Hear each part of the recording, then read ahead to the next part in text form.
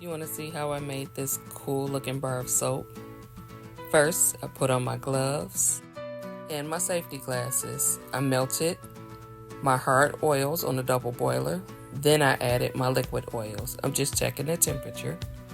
While my lye water solution and my oils are cooling down, I am measuring out my fragrance oils. We're going to check the temperature again of my lye water solution and my oils. Once they get to the temperature that I want them to be, I mix the lye water in with the oil. I give it a little stir, and then I go in with my immersion blender. You see I tap it a few times to let the air bubbles out. And then we're just gonna mix until we come to what they call a trace. Now, I didn't want my trace to be too heavy because I was concerned about the fragrance oil. Sometimes fragrance oils can act a little naughty and they can really ruin your soap. But in this case, I knew that this fragrance oil shouldn't behave too badly. So here we're coming up on the trace that I wanted. And once we hit the trace we wanted, we add the fragrance oil.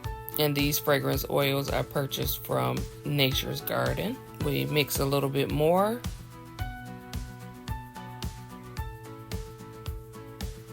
And then we get ready to pour in our mold. So I'm using this really cute wood grain patterned mold. I think this mold is super cute, and I think it's going to make some really great men's soaps. Alright, so let's see how this soap turned out. This is 24 hours later. The soap still feels kind of soft, and it could be because it was olive oil heavy. But that pattern turned out really nice. So here we're just cutting our bars. This made 6 full-size bars of soap.